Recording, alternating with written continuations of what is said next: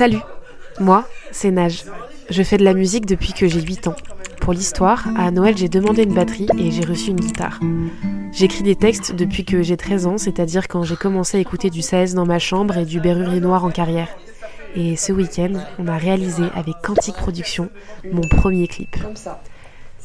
Téléphone rouge, c'est mon premier single, mais aussi mon premier son enregistré en studio, ma première réalisation. C'est le début de quelque chose de concret. Ce texte, je l'ai écrit en avril 2021. En 2021, je venais d'avoir le bac, je crois, et j'étais en train de tomber très amoureuse. Mais moi, j'adore l'humain. Je tombe amoureuse constamment. Amicalement, comme quand j'ai rencontré tous mes copains au lycée ou en L1. Esthétiquement, comme quand j'ai vu le live iTunes de Lana Del Rey à 2h du mat dans ma chambre d'adolescente, Marilyn Monroe sur la télévision familiale ou le changement de format dans Mommy de Dolan. Amoureusement, lorsque je vois William se passionner d'un truc à fond pour au final le délaisser au bout de 3 mois.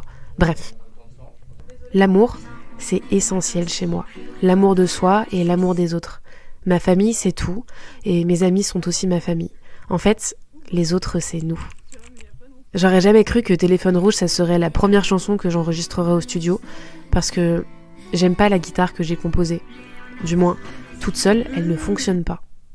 Au début, je la jouais avec une pédale enregistreuse pour essayer de combler le vide sonore qu'était cette musique. Mais au studio, avec Soro, un rien peut faire un tout. Soro, c'est mon ingé son. C'est l'heureux détenteur de Ocho Castillo sur Amiens. Je l'ai rencontré à l'anniversaire de mon meilleur copain. Ce soir-là, j'ai fait un peu de musique et j'étais pas la seule puisque Soro s'occupait du son pour mon autre meilleur copain qui rappait à cette même soirée. On a très peu parlé, mais il m'a proposé de passer au studio. Et au début, j'ai pas osé. Parce que Soro, il fait ça. Enfin c'est comme ça que je m'en souviens. J'ai écrit tout son, maintenant je peux taire son name. J'ai perçu le drame donc j'ai brisé tout lien. Œil droit dans la lunette, je vise en haut de la dune sur le terrain je fais ça. Le pardon, assumer ses tensions, ne pas faire attention encore à vivacité. Pendant un stage en cours de théâtre, Grégory Miège, l'assistant à la mise en scène de David Bobet, il m'a dit « Ta guitare, tu dois l'emmener partout où tu vas ». Il m'a motivé à passer le cap d'aller au studio. En fait, le stud, ouais attention, ça y est, je deviens pro, j'utilise des petites abréviations. Ça me faisait peur parce que ça veut dire faire de la musique avec quelqu'un d'autre. Et le peu de fois où j'ai fait de la musique, qui plus est avec des hommes, c'était dans les garages de leurs darons où les Beatles se faisaient massacrer et où on me demandait de chanter des trucs où mes petites cordes vocales qui n'ont jamais pris de vrais cours de chant, elles prenaient cher. Mais chez Soro, c'est pas pareil. Naj, c'est mon projet. Ça veut dire qu'on m'impose rien, hormis le fait que c'est une gueule à la fin. Parce que pendant la première session, Soro, il m'a dit un truc qui m'a vraiment marqué. C'était que tout ce qui sortait d'Ocho Castillo, il devait en être fier. Bref, une fois que j'ai reçu la V2 du son, je sentais qu'on tenait un petit truc. Mon cerveau, il fonctionne en images et en histoire esthétique. Je suis le genre de personne qui est capable d'aimer un film où le scénar, il est rond comme une queue de pelle, mais si c'est joli, ça peut m'animer.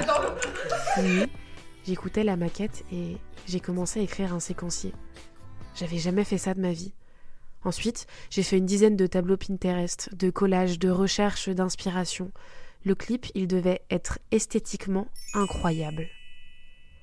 Une fois que j'avais de la matière, j'ai appelé à l'aide auprès de Gaëlle. Gaëlle, c'est l'assistante réale et la chef-op du projet Téléphone rouge. C'est le genre de meuf discrète qui te balance une dinguerie dans le creux de l'oreille ou qui te pond un séquencier trop cool en une nuit. J'avais travaillé 2 fois avec Gaëlle. Une fois pour le Nanar Festival, où elle a fini par coudre une cagoule à même sur mon visage, et une seconde fois pour son court-métrage, Victoria,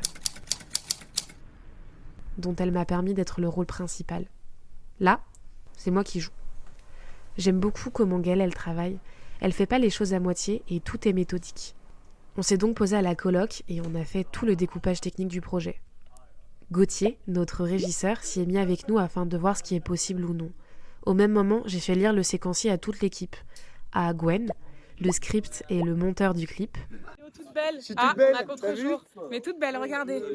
Attention, elle est où? Vas-y. Non, vraiment pas.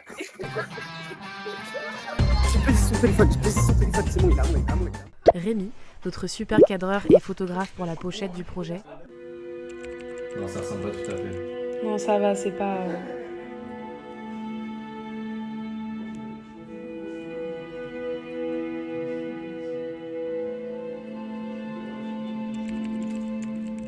C'est magique. J'ai pleuré. Guimauve, alias Guillaume, Ah là, qui ça fait s'occupe du boulard. making-of. Parce que, je sais pas si vous avez remarqué, mais j'adore tout filmer. Donc si je peux demander à quelqu'un qui aime aussi tout filmer de le faire à ma place quand moi je ne peux pas le faire, c'est encore mieux, non ? Après, tout s'est vite enchaîné. J'ai proposé à Morgane, notre maquilleuse, de rejoindre le projet. On s'est posé pendant 2 heures et je lui ai montré toutes mes inspirations. Elle était à fond, et moi aussi. Ensuite, j'ai rejoint Gauthier, notre roi du planning. Quand il a sorti un tableau Excel, j'ai compris qu'on n'était pas là pour rigoler. La création du clip, ça a été mon cerveau qui crée des attentes au fur et à mesure des jours sans pouvoir encore toucher les rushs du projet puisqu'il n'était pas tourné. Jusqu'à un certain dimanche. Mais attends, là tu vas me dire, vous le tournez où au juste ce clip ? Eh bien, dès le début, dans mon cerveau, ça devait se passer chez Mémé Vivi. Mémé Vivi, c'est elle, ma grand-mère. Elle a un grand grenier vide avec de la moquette et un papier peint d'ultime mauvais goût. Tout ce dont on avait besoin. En réalité, ce grenier, il avait été aménagé par mes parents avant qu'ils achètent une maison à 21 ans. Aux alentours, on a des grandes prairies et des routes de campagne. Tout était prêt et il nous manquait un truc. Du moins, quelqu'un. Dans les 2 dernières séquences du clip, nous avions besoin d'une actrice. Et cette actrice, on la trouvait pas. On a commencé par faire plein d'annonces, plein de posts sur Insta, sur TikTok. J'étais tellement désespérée que j'ai fini par envoyer un message à Théo Fernandez, le créateur de l'appli Anyone qui permet à des actrices de passer des castings. Bon, après tu m'étonnes. Participer à un projet non rémunéré d'une artiste inconnue au bataillon dans une campagne paumée, ça vend pas du rêve. Et pourtant, Joey, elle est tombée du ciel. Dans ma tête, je voyais une femme aux longs cheveux, brune, plus grande que moi, et bam ! Joey, elle m'envoie un message, elle est véhiculée, elle est hyper motivée pour le projet. Petit appel pour confirmer sa motivation et bien lui expliquer le projet, et c'est parti. Elle a même pas bronché quand je l'ai appelée à 19h le dimanche pour qu'elle vienne le lendemain à 5h du mat afin d'avoir la meilleure lumière et météo possible. Lui un petit peu. Ou alors c'est peut-être parce qu'on a bu des bières la veille et qu'on a dormi qu'1 heure. Bref. Téléphone rouge, c'est disponible sur toutes les plateformes. Et je te mets le lien du clip juste dans la barre d'infos. N'hésite pas à t'abonner ici, et sur ma chaîne musique, et même sur mon Insta en fait si t'es lancé, pour découvrir la suite de ma vie d'artiste à en devenir. Sur ce, des poutous. Pléonasme d'excuses,